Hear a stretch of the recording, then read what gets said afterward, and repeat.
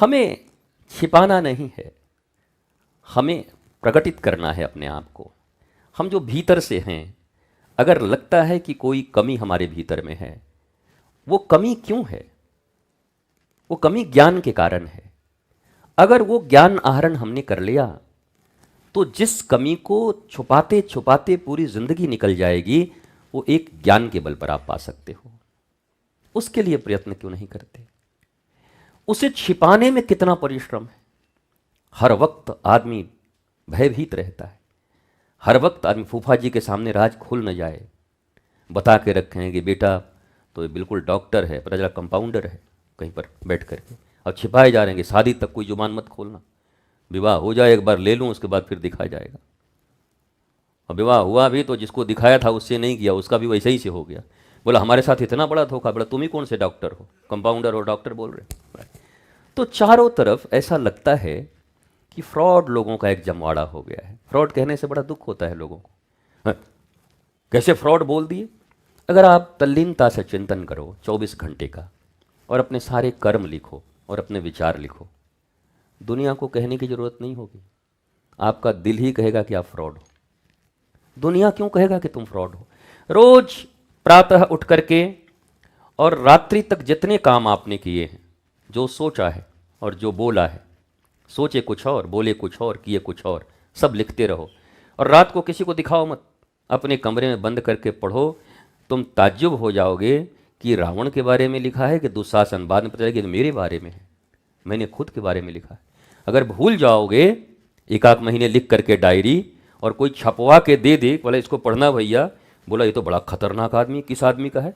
बोला आप ही का डायरी छपवा के दिया हूँ। और ये बोला मैं ऐसा हूँ, मुझे तो पता ही नहीं था। हम प्रतिदिन पता नहीं अपने आप के साथ कितना बिट्रे करते हैं, प्रतिदिन अपने आप को कितना धोखा देते हैं।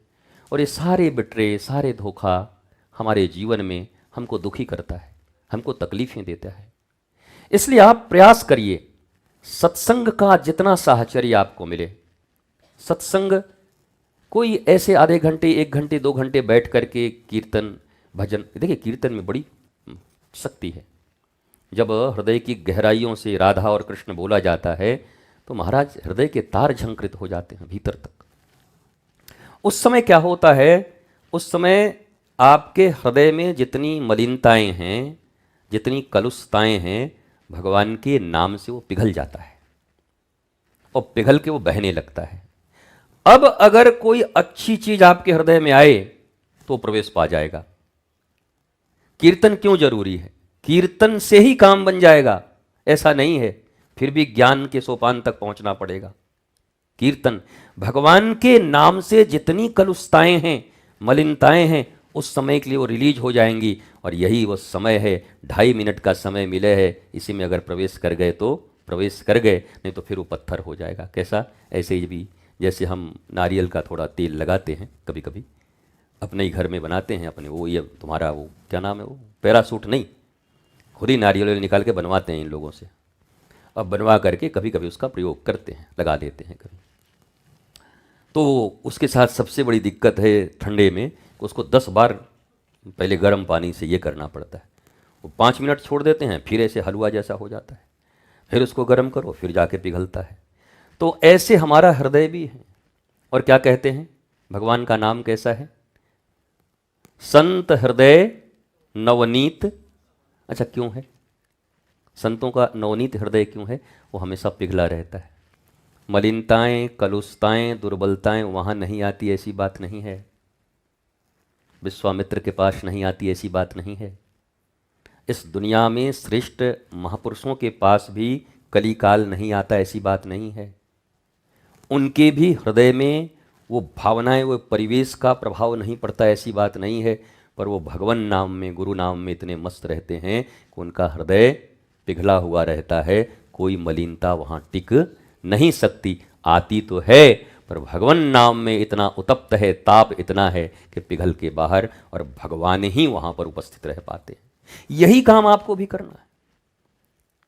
आपको भगवान नाम, जो गुरु मंत्र मिला है, उस गुरु मंत्र का जप करते रहना है, पर भाव से करना है। नियम से ज्यादा भाव प्रमुख है। नियम उनके लिए है जो बिगड़े हुए लोग हैं, एकदम बिगड़े हुए हैं। ढीठ क्रिमिनल टाइप के लोग, उनको जेल में भेजते हैं। पर आपके घर में बच्चा कोई गड़बड़ी करता है तो क्या जेल देते हो कि क्या कहते हो, सिपाही जी इसको जेल ले जाइए तो ये बिगड़ गया है? आप खुद ही सुधारते हो, बच्चा है। लेकिन वही क्राइम जब हद से ज़्यादा बढ़ जाए तो आप कितने माता पिता रहो, पुलिस आके बोलेगा अब आपका हाथ में कुछ नहीं है, अब इसको हम सुधारेंगे, लाओ इसने क्राइम किया है। क्योंकि अब आपके हाथ से वो चीज़ निकल गया, वो क्राइम की सीमा उसकी बढ़ गई, वो अपराधी अब ज़्यादा हो गया, अब उसके भीतर कलुषताएं ज़्यादा बढ़ गई, तो अब तुमसे ना होगा। तुमसे जब तक हो सकता था तुमने ठीक से प्रयत्न नहीं किया। हम क्या करते हैं, हम करते हैं पर थोड़ा सा कमान ठीक से कसते नहीं हैं। गुरु और वैद्य, सच्चे वैद्य जो होते हैं, पहले हमारे गुरुजी कहते थे, गुरुजी हमारे होम्योपैथ की चिकित्सा किया करते थे, अच्छा थे एमबीबीएस डॉक्टर, पर दवाइयाँ होम्योपैथ की दिया करते थे। और जाते जाते एक होम्योपैथ की कोई बोतल दे करके बोलते थे बाकी तो इधर सुन, बाकी खान पान बना, जीरा ऐसे खाना, हल्दी, मतलब आयुर्वेद को भी उसमें ले लेते थे। तो गुरुदेव कलुषता के बारे में, मैं भूल गया क्या बोल रहा था, आपको याद है? हाँ जी, पुराने वैद्य और गुरु तो क्या करते थे वो? पुराने वैद्य अगर दवा नहीं खाते, समय वो था छाती पे लात रख के खिलाते थे, कैसे नहीं खाएगा चल।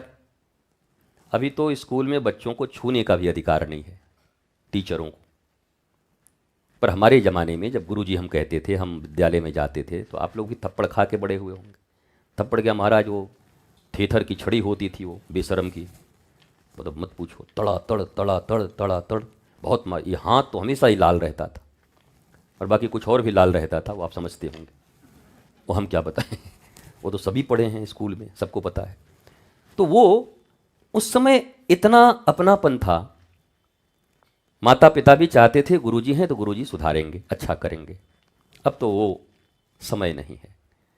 अब तो छू दिया तो अगर लड़का ठीक ठाक रहा, माँ बाप गड़बड़ रहे तो जेल भिजवा देंगे, और लड़का ही कहीं गड़बड़ रहा तो निकाल के दाग देगा सीधे तन्न से, गुरुजी चले गए ऊपर।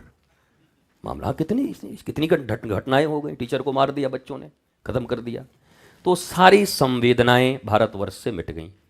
भारतवर्ष अमेरिका होना चाहता है, भारत जर्मनी होना चाहता है, भारत लंदन होना चाहता है। लंदन की हालत इतनी बुरी है, इतनी बुरी है कि मनुष्यता समाप्त होती जा रही है धीरे धीरे। लंदन के लोग भी सुन रहे होंगे, यूके के लोग, यूनाइटेड किंगडम, और आप मुझसे सहमत होंगे। आज स्थिति बड़ी भयावह हो गई है वहाँ पर, सड़कों पर रोज प्रदर्शन।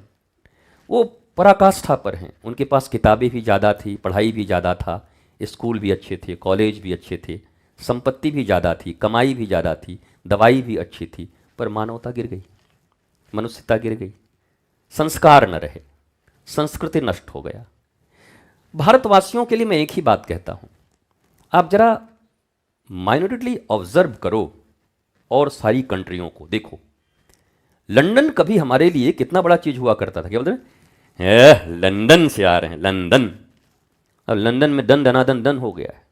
कुछ दिन के बाद लंदन जाने लायक होगा कि नहीं मुझे पता नहीं, रह नहीं सकते आप, बड़ी कठिनाई है, सरकार फेल हो रही है, इतनी हिंसा बढ़ गई है, इतना ज़्यादा विद्वेष बढ़ गया, मारपीट बढ़ गए हैं, क्राइम इतना सड़कों पर बढ़ गया है, पूरा का पूरा कट्टरता, इतनी कट्टरता आ गई है कि लंदन में, यूरोपियन कंट्री में रहना मुश्किल हो रहा है अभी फिलहाल में।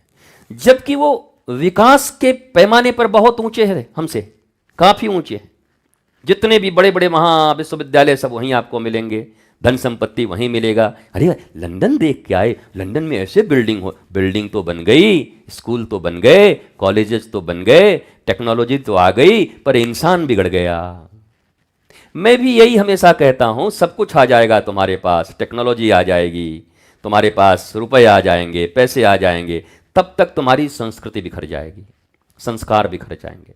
माँ बाप, भाई बहन, पत्नी पुत्र, पिता बच्चे पहचानना बंद कर देंगे एक दूसरे को। ये शुरुआत तो हो गई है ना, कि नहीं हो गई? भारतवर्ष में नहीं हो गया? माता पिता के साथ मुकदमे चल रहे हैं बच्चों के, कितना दुर्भाग्य का बात है। माँ पर मुकदमा करके बच्चा बैठा हुआ, क्यों? मतलब बड़े भैया को ज़्यादा दे दिया, हमें नहीं दिया, बुढ़िया को जेल भिजवाऊंगा। माता ने पुत्र पर ये एक दो नहीं है, आप आरटीआई डालो ना, लाखों की संख्या में केस हैं। ऐसे नहीं कि गुरुजी एकाक अपवाद बोल रहे होंगे, लाखों करोड़ों की संख्या में माता और पुत्र के बीच में मुकदमे चल रहे हैं, पिता और पुत्र के बीच में चल रहे हैं। अब बताओ कहां गई भारत की संस्कृति, जिस संस्कृति के कारण हम सुखी थे। भले ही हमारे मिट्टी के चूल्हे थे पर हम सुखी बहुत ज्यादा थे, गैस नहीं था पर हम सुखी कितने थे। भले ही हमारे पास अपने ही खेत की सब्जियां थी, हमारे पास सीजनल चीजें ही आया करती थी कि जब सीम आएगा तभी सीम मिलेगा। 12 वर्ष का 12 महीने का तो कोई सब्जी होता नहीं था हमारे यहां पर, ये तो दोगले लोगों ने बनाया है, वर्ण संकर लोगों ने। ये कोई सब्जी है, आपने क्रॉस कराया, क्रॉस कराने के बाद कोई ब्रीड ओरिजिनल नहीं रह जाती है। और आप कितना भी कह लो पर ओरिजिनल ओरिजिनल है और क्रॉस किया हुआ तो फिर क्रॉस ही है, उसका कोई मतलब बनता नहीं है। आज एक भी पवित्र चीज आपके पास नहीं है खाने को। मैं पता नहीं आजकल क्यों इसी पर ज्यादा जोर देता हूं, प्रवचन करते करते मेरे भाव इधर चल जाते हैं, क्योंकि हम तो आधे घंटे तक प्रवचन करते हैं और बाकी के 24 घंटे घर में आप क्या कर रहे हैं। भोजन आपका वही है, मित्र आपके वही हैं, पानी आपका वैसे ही है, दूषित पानी, वायुमंडल वैसे ही दुखी। दिल्ली वाले तो इतने दुखी हैं बेचारे, सांस भी ठीक से नहीं ले पा रहे। यहीं से दिल्ली थोड़ी दूर में, बताओ। अब धीरे धीरे, अभी आपको लग नहीं रहा होगा पर धीरे धीरे वो साइबर कैफे की तरह ऑक्सीजन कैफे खुल गए हैं। आप अगर आधे घंटे का ऑक्सीजन लेना चाहते हो तो एक पेमेंट करो और जाके ऑक्सीजन लगा कर। ऐसा नहीं कि मरते समय ही खाली ऑक्सीजन लेना है। कोरोना में दिल्ली वालों को ऐसे भी लेने की जरूरत पड़ गई। बताओ, भारत की राजधानी है दिल्ली, वो भारत जो कभी विश्वगुरु हुआ करता था। कभी हृदय में चिंता नहीं होती कि विश्वगुरु देश के दिल में, दिल्ली भारत का दिल है, राजधानी है, सांस लेना दूभर है, सांस लेने में तकलीफ है। जो हम कहते हैं हमने प्रगति कर लिया, काय को प्रगति कर लिया, परमात्मा और प्रकृति ने हमें निःशुल्क ऑक्सीजन दिया था, वो तो तुमने मिट्टी में मिला दिया, बर्बाद कर दिया, ठीक से सांस नहीं लेने दे रहे हो। यमुना जी निल कल कल करके बहती थी, अब दिल्ली के यमुना जी में कोई जा सकता है? तो वृंदावन में नहीं जा सकते, दिल्ली में तो झाग ही झाग है, वहां जाओगे तो। दिल्ली के यमुना जी में कोई जा नहीं सकता। अब बताओ, हमने कहते हैं हम प्रगति कर लिए, माउंटेन तोड़ दिया आपने, पर्वतों को तोड़ दिया, जंगल काट दिया, नदियों को दूषित कर दिया, हवा दूषित कर दिया, क्या दिया अपने बच्चों को? ठीक से सांस लेने के योग्य तो नहीं छोड़ा। गालियां देंगे ये बच्चे कि हमारे पूर्वजों ने, इनको तो इतना सुंदर हवा मिला, ऑक्सीजन मिला, इनको इतने सुंदर नदियों के जल मिले, इनको प्रकृति मिली, इन लोगों ने सब डिस्टर्ब कर दिया हम लोगों के जीवन आते आते तक। और आप बड़ी बड़ी गाड़ियां, बड़े बड़े बंगले, बड़ी बड़ी चीजें, यंत्रिक चीजें, मैकेनिक की चीजें खरीद खरीद के उनको देते जा रहे हो। ये दबाओ तो ये हो जाएगा, ये घर कर जाएगा, ये चर कर जाएगा, ये तुमको उड़ा देगा। पर सांस कहां लेंगे, पानी कहां पिएंगे? आज जब हम ये गाते हैं कभी कभी तो मुझे बड़ी भीतर से पीड़ा भी होती है। क्या गाते हैं? टूक मिले ब्रज रसिकों की सदा, और पीवन को यमुना जल पानी।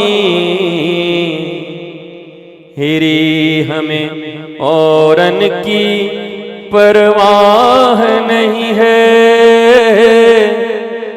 मेरी ठकुरानी श्री राधिका रानी, अपनी ठकुरानी श्री राधिका रानी। जब ये लाइन में कहता हूं कि पीवन को यमुना जल पानी, तो भीतर बड़ी दर्द भी होता है कि बोल तो रहा हूं पर पीता नहीं। पीता तो बिस्लेरी मंगाना पड़ता है, बड़े बड़े अल्कलाइन वाटर के ये लगाने पड़ रहे हैं, मशीन 5-5 लाख के, तब हम पानी पी पा रहे हैं। पर देखो, जब ये किसी महापुरुष ने लिखा होगा, भक्त ने लिखा होगा, तो वास्तव में संतों के, रसिकों के जूठन खा के और यमुना जी का जल पी करके वो साधना करते होंगे। पर क्या आज ये संभव है? पियोगे यमुना जी का जल? नहीं पी सकते। आप गा रहे हैं पर वो चीजें अब आपके पास है नहीं।